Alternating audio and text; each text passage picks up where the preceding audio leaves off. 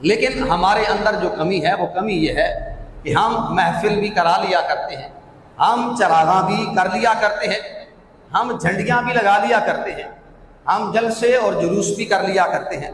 ہم دھوپ کے اندر بڑے بڑے اونچے نعرے بھی لگا لیا کرتے ہیں، گلیوں چوراہوں اور چوکوں سے گزر کر سارا دن محبت رسول کے نعرے بھی لگا لیا کرتے ہیں۔ لیکن اگر ہمارے اندر کمزوری ہے تو عمل کی کمزوری ہے، ہم عمل کرنے کے لیے تیار نہیں،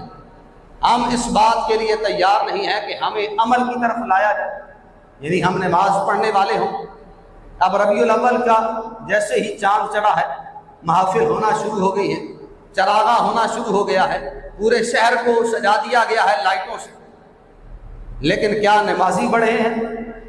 کیا وہ جو پہلے نماز پڑھنے آتے تھے اب ان سے زیادہ تعداد ہوئی ہے؟ کیا وہ جو اب بڑا ہے آگے بڑھ کر محفل کرنے کے لیے آگے بڑھا ہے، جلسے اور جلوس کا انتظام کرنے کے لیے آگے بڑھا ہے، وہ بے نمازی تھا تو آ کر نمازی ہو گیا ہے؟ کیا ایسا کوئی کام اس نے کیا ہے؟ اگر تو کیا ہے پھر تو اچھی بات ہے، لیکن صد افسوس کہ ہم کمزور ہیں، ہم کمتر ہیں،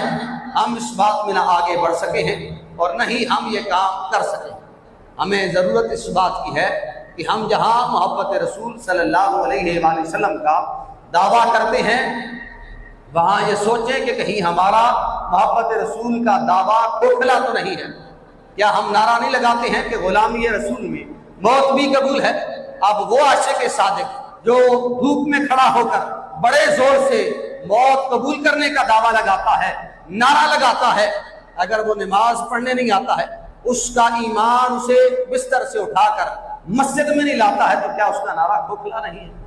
اس کا ایمان اگر دکان بند کر کے 5 منٹ اسے اللہ کی بارگاہ میں جھکنے کے لیے نہیں لاتا ہے تو کیسی محبت رسول ہے اس کی؟